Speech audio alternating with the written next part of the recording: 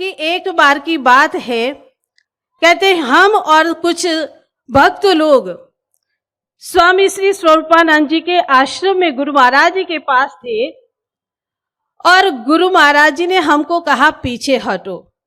तो कहते हम लोग पीछे हट गए। फिर आगे कहा कि और पीछे हटो, तो हम और पीछे हट गए।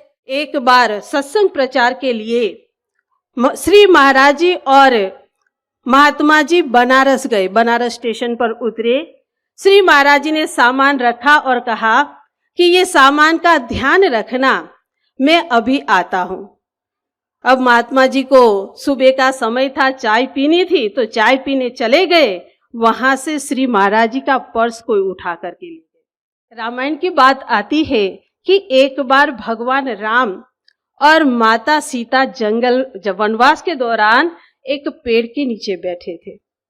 अब भगवान राम कहने लगे कि देखो सीता जी, ये पेड़ पर बेल कितनी सुंदर लग रही, और बेल लगी है इसलिए पेड़ की शोभा बढ़ गई है। माता सीता कहने लगे कि नहीं नहीं, ये बेल की अपनी कुछ नहीं, उसको पेड़ का सहारा मिल गया है इसलिए ये बेल शोभा करती है। भगवद गीता में कहा गया है कि यदा यदा ही धर्मस्य ग्लानिर्भवति, कि जब जब धर्म की हानि होती है तब महापुरुष का इस संसार में अवतरण होता है। और इस अवतरण का मुख्य कारण होता है कि धर्म संस्थापनार्थाय संभवामि युगे युगे, कि धर्म की स्थापना करने के लिए महापुरुष इस संसार में समय समय पर इस धराधाम को कृतार्थ करते हैं। और अक्सर हम सब लोगों ने धर्म की व्याख्या सुनी है। तो धर्म कहते कि जो हम सब को धारण किए हैं, उस शक्ति को जानना धर्म है। और धर्म की दूसरी व्याख्या की है कि हमारा कर्तव्य, हमारी जिम्मेदारी क्या है। और हम परम श्रद्धेय श्री विभू जी महाराज के सत्संग में सुनते हैं कि हम सब स्पिरिचुअल बीइंग है और यहाँ पर ह्यूमन एक्सपीरियंस करने आए हैं। ऐसा नहीं है कि हम मनुष्य है, ह्यूमन बीइंग है और अब जो है स्पिरिचुअल बीइंग बन रहे। तो हमारे जो दो अस्तित्व है, कि हमारा एक आध्यात्मिक अस्तित्व है और दूसरा एक मनुष्य के रूप में भी हम ये संसार में हैं। और हम पाते हैं कि जब श्री हंस जी महाराज की जीवनी को देखते हैं तो श्री महाराज जी ने दोनों ही पहलू के ऊपर अपने जीवन को एक हमारे सामने रखा हुआ है। हम सब ने आगे परम आदरणीय बाजी के सत्संग विचारों को सुना और श्री महाराज जी के मुखारबिंद से उस समय के भक्तों ने अपने गुरु महाराज जी की, स्वरूपानंद महाराज की महिमा को सुनाते थे। तब कहते थे कि मैंने तो मेरे गुरु महाराज जी के पास से एक ही चीज लिया है और वह है ज्ञान लिया है। और उसी ज्ञान को लेकर के श्री महाराज जी ने देखिए भारत के कोने कोने के अंदर जाकर के वह ज्ञान का प्रचार किया। तो श्री हंस जी महाराज ने वो हमारे अंदर जो शक्ति है, जिसके लिए कहा गया कि वह हंस की शक्ति है, और वह हंस की शक्ति का ज्ञान जो है आज सद्गुरु महाराज जी कृपा से हम सबको प्राप्त हुआ है। और जैसे हम कहते कि हमने हंसादेश पढ़ा, हम हंसादेशी हो गए, वैसे ही जब हमें भी अपने अंतर में बैठे हंस का, आत्मा का ज्ञान हो गया, हम सब भी ज्ञानी बन गए, आत्मज्ञानी बन गए। और श्री महाराज जी अक्सर इस ज्ञान की महिमा सुनाते हुए कहते थे कि आज भगवान ने जो है ये संसार जड़ और चेतन से बनाया है और उसमें मनुष्य के रूप में हम सब चेतन हैं। और कहते चेतन होने के नाते हमारा कनेक्शन, हमारी पूजा जो है वह चेतन की ही होनी चाहिए। हम अगर जड़ की पूजा करेंगे तो कहते कि हमारा चेतन होने का कोई मतलब नहीं है। तो वो चैतन्य शक्ति जो है कहते उसी का ज्ञान ये संसार में सर्वोपरि ज्ञान माना गया है। और इस ज्ञान के माध्यम से श्री महाराज जी ने बताया कि जब हम ज्ञानी बन जाते हैं तो फिर कुछ हमारे कर्तव्य भी होते हैं, हमारी जिम्मेदारी भी होती है। और उस जिम्मेदारी को जो है श्री गुरु महाराज जी ने अपने स्वयं जीवन से बताई हुई है। हम सब ने श्री गुरु महाराज जी के चरणों की दया से उनकी शरणागत होकर के हमने ज्ञान प्राप्त किया है। पर कहते कि अब जो है हमें इस मार्ग पर चलना है, गुरु भक्ति पर चलना है। तो श्री महाराज जी कहते थे कि सबसे पहले एक ज्ञानी के अंदर कौन सा कर्तव्य और कौन सी खूबी होनी चाहिए कि अपने गुरु महाराज के चरणों में अटूट विश्वास होना चाहिए। और दूसरी बात बताते थे कि अपने गुरु महाराज जी की आज्ञा का पालन करना है। और कहते हैं कि श्री महाराज जी जब शक्तिनगर कोठी हमारे आश्रम में होते थे तो वहां भक्त लोग पूछते कि महाराज जी आप सत्संग सुनाते हैं, कभी कभी अपने गुरु महाराज जी की भी हमको महिमा सुनाओ। तो बताते थे कि एक बार की बात है, कहते हम और कुछ भक्त लोग स्वामी श्री स्वरूपानंद जी के आश्रम में गुरु महाराज जी के पास थे और गुरु महाराज जी ने हमको कहा पीछे हटो। तो कहते हम लोग पीछे हट गए। फिर आगे कहा कि और पीछे हटो, तो हम और पीछे हट गए। अब हमको पता था कि अब पीछे हटेंगे तो दीवार से टकराने से कुछ नहीं है। पर श्री महाराज जी ने कहा कि हम ये निश्चय कर चुके थे कि अगर गुरु महाराज जी कहेंगे 2 कदम और पीछे जाओ, हम जाएंगे, क्योंकि हमें हमारे मालिक के वचन पर विश्वास है। तो सचमुच में कहते कितनी बड़ी बात हम सबको अपने जीवन के माध्यम से समझाए कि गुरु आज्ञा गुरु भक्ति में सर्वोपरि है। फिर कहते कि दूसरी बात श्री गुरु महाराज जी ने बताया कि एक भक्त के जीवन में 4 चीजों की आवश्यकता है, होना बहुत जरूरी है। और बताते थे कि सेवा, सुमिरन, सत्संग और दर्शन। और जो पुराने भक्त हैं वह हमेशा बताते थे कि सत्संग रात भर चलता था। अभी तो हम लोगों ने समय लिमिट कर दिया, पर सत्संग रात भर श्री महाराज जी सुनाते थे, संत महात्मा उस समय सुनाते थे। क्योंकि कहा है रामायण में कि भगवान राम को वाल्मीकि ऋषि ने जब उसका उत्तर दिया कि मैं कहाँ रहूं, तो वाल्मीकि ऋषि ने कहा है कि जिनके श्रवण समुद्र समाना, कथा तुम्हार सुभग सरिनाना, बरही निरंतर होई न पूरे, तिनके ही तुम रहु गृह रूरे। कि सत्संग जो है निरंतर एक समुद्र जैसे समुद्र में नदियों का पानी आता रहता है, वैसे ही हमारे अंदर जो है सत्संग जाना चाहिए। और उसका महत्व इसलिए है क्योंकि ये जो हमारा जीवन है, वैसे तो सारी इंद्रियां हैं, सब है, पर श्री मालिक जी अक्सर सुनाते हैं कि ये जीवन तो, ये शरीर तो एक गाड़ी है, पर उसका स्टीयरिंग हमारा मन है। अगर मन हमारा स्टीयरिंग सही रहेगा तो हमारी दिशा सही रहेगी। और मन को जो है समझाने का, मन को एकाग्र रखने का, मन को एक दिशा देने के लिए सत्संग की अति आवश्यकता है।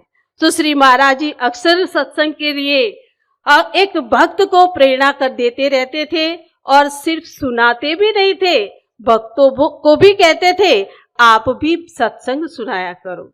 फिर दूसरी बात आती है कि श्री महाराज जी ने सेवा की बात बताई और कहते कि उस समय में जब श्री महाराज जी पहले तो पाकिस्तान लाहौर में प्रचार हो रहा था और श्री महाराज जी ने अपने गुरु महाराज जी का इतने जगह जगह जाकर के प्रोग्राम किए, प्रचार की सेवा की और अपने मालिक की सेवा में कभी नहीं पीछे हटे।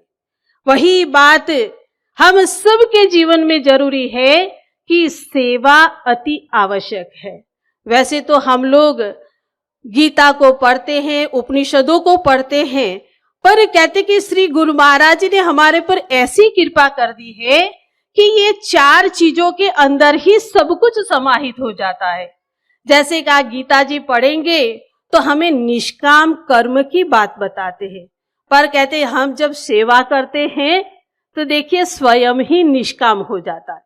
और उसका कारण क्या है कि हमारी कामना ही खत्म हो जाती है।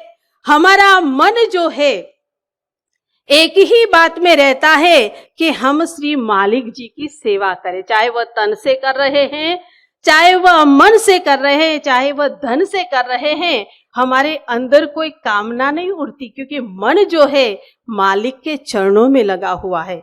मन मालिक के चरणों में लग करके हम जो कुछ करेंगे तो वह निष्काम कर्म हो जाता है और कहते वह हमें बंधन में डालता नहीं है। देखिए कितनी एक सहज में एक सरल रास्ता श्री गुरु महाराज जी ने हमें बताया है कि भाई सेवा करनी है। फिर आती है बात सुमिरन की, भजन की, और भजन सुमिरन के बिना हम जो है, हमें जो ज्ञान मिला है उसका अगर अनुभव नहीं करेंगे तो हम इस मार्ग में, क्योंकि बिन प्रतीति होय न प्रीति, अगर अनुभव नहीं किया है, अगर हमने खोल करके देखा नहीं है कि हमें जो अनमोल खजाना श्री गुरु महाराज जी ने दिया है वो क्या है, और जब तक अनुभव नहीं होगा तब तक प्रीति नहीं होगी, और जब तक प्रेम नहीं होगा तब तक श्रद्धा और विश्वास भी हमारे अंदर नहीं आएगा, जो भक्ति मार्ग का अति आवश्यकता है। तो सेवा, सुमिरन, सत्संग और फिर जो है दर्शन की बात आती है। श्री गुरु महाराज जी के दर्शन, सगुण स्वरूप का दर्शन, एक जीव को जीव पाय निज सहज स्वरूपा। हम सहज में, लोग कहते गुफा में जाकर के क्या क्या कहते ऋषि मुनि जतन करते हैं अपने निज स्वरूप को प्राप्त करने के लिए, पर हम जब श्री गुरु महाराज जी के चरणों में होते हैं हम स्वयं ही अपने आप में हो जाते हैं। और कई बार भक्त लोग कहते हैं बाजी श्री गुरु महाराज जी का दिव्य विभूतियों का दर्शन होता है, हाथ में माला रखी की रखी रह जाती है, सेवा रखी की रखी रह जाती है, हम अपने स्वरूप में आ जाते। देखिए कितनी बड़ी असीम अनुकंपा श्री मालिक जी ने हमारे पर की है। मुझे एक और संस्मरण याद आया नारायण महात्मा जी का। नारायण महात्मा जी कहते थे कि एक बार सत्संग प्रचार के लिए श्री महाराज जी और महात्मा जी बनारस गए, बनारस स्टेशन पर उतरे। श्री महाराज जी ने सामान रखा और कहा कि ये सामान का ध्यान रखना, मैं अभी आता हूं। अब महात्मा जी को सुबह का समय था, चाय पीनी थी, तो चाय पीने चले गए। वहां से श्री महाराज जी का पर्स कोई उठा करके ले गए।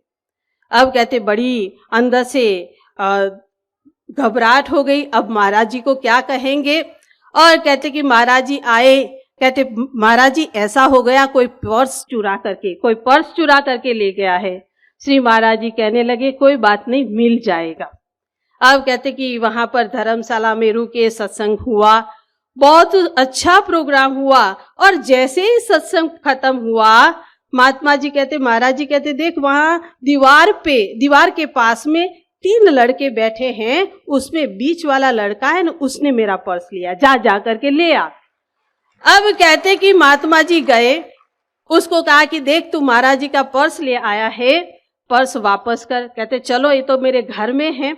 और हुआ क्या कि महात्मा जी को साथ लेकर के चलने लगा, पर बीच रास्ते में चकमा दे करके भाग गया। अब महात्मा जी को और चिंता हो गई कि देखो दूसरी बार भी पर्स आते आते रह गया। फिर कहते हैं कि वापस आ गए। श्री महाराज जी कहते कोई चिंता की बात नहीं, पर्स मिल जाएगा। अब महात्मा जी सोचने लगे कैसे पर्स मिल जाएगा, ये चोर भी बड़ा ऐसा है। और फिर कहते कि एक दिन बैठे थे, श्री महाराज जी ने कहा गाड़ी बुलाओ। गाड़ी में महात्मा जी बैठे, श्री महाराज जी बैठे। ड्राइवर को कहा कि मुझे कहाँ जाना है वो नहीं पता, मैं कहूंगा कहाँ तू ले जा, सीधे ले जा, उल्टे हाथ ले जा। और कहते कि शहर के बाहर ले गए और वहां पर कच्चे रास्ते पर चला दिया। फिर कहते गाड़ी रोक लो, तो गाड़ी रोक दी। और वहां पर जो है कहते कि तालाब सा था। कहते वो तालाब के किनारे देख वो लड़का फिर बैठा है। अब फिर उसको बुलाया। श्री महाराज जी कहने लगे कि अरे भाई मेरा पर्स तो दे दे। अब कहते मेरा आपका पर्स जो है वह तो मेरे घर में रखा हुआ है, चल तेरे घर चलते हैं। अब महात्मा जी सोचने लगे कि अब की बार भाग जाएगा तो बड़ा मुश्किल हो जाएगा। गाड़ी में बिठा लिया, उसके घर पहुंच गए। घर पहुंचे, श्री महाराज जी उसके घर में बैठे और कहते कि देख भाई हम तो तेरे मेहमान बन गए, अब कुछ आगता सागता करेगा कि नहीं। अब वो कहता कि जरूर से। उन्होंने कहा कि दूध लाना पड़ेगा, जा दूध ले आ, मेरे लिए चाय बनाना है। अब वो व्यक्ति जो जिसने पर्स चुराया था चला गया। और वहां पर कहते कि उसके घर में से एक बहन निकली, उसकी घरवाली निकली। और श्री महाराज जी को देख करके तो वह फुट फुट करके रोने लगी, महाराज जी के चरणों में गिर गई। महाराज जी कहते देख तेरे दर्शन की लालसा थी ना, तू दर्शन चाहती थी ना, देख मैंने किसी तरह से तुझे दर्शन दे दिए, खूब उसको प्यार दिया। तो सचमुच में कहते कि देखिए श्री मालिक जी की तो कहते जहां जहां पर ब्रह्मांड जहां पर है उससे भी बाहर तक मालिक की पहुंच है। और हम सब जो है कि बड़े भाग्यशाली है कि श्री गुरु महाराज जी के पावन चरण कमलों में हम सबको स्थान मिला हुआ है। हम सब पर उनकी एक अहेतु की कृपा बनी हुई है। और इसीलिए एक रामायण की बात आती है कि एक बार भगवान राम और माता सीता जंगल वनवास के दौरान एक पेड़ के नीचे बैठे थे। अब भगवान राम कहने लगे कि देखो सीता जी, ये पेड़ पर बेल कितनी सुंदर लग रही, और बेल लगी है इसलिए पेड़ की शोभा बढ़ गई है। माता सीता कहने लगे कि नहीं नहीं, ये बेल की अपनी कुछ नहीं, उसको पेड़ का सहारा मिल गया है इसलिए ये बेल शोभा करती है। भगवान राम माता सीता के बीच में बहस हो रहा था और वहां पर लक्ष्मण जी आ रहे। लक्ष्मण जी निर्णय करो, ये पेड़ का महत्व ज्यादा है या बेल का महत्व ज्यादा है, किसने शोभा बढ़ाई है। लक्ष्मण जी कहने लगे कि हे प्रभु, हे माता सीता, कहते कि न बेल न ये पेड़, पर ये पेड़ के नीचे बैठने वाला लक्ष्मण भाग्यशाली है। और सचमुच में हम सब भाग्यशाली है कि आज ऐसे समय के अंदर भी हमें श्री गुरु महाराज जी का आश्रय मिला हुआ है। उनके चरणों में हम सब बैठे हैं, उनकी छत्र छाया में हम सब बैठे हैं। तो उनके चरणों की अनन्य भक्ति करते हुए हम अपने जीवन को सफल और सार्थक बनाएं। बोल श्री सद्गुरुदेव महाराज जी की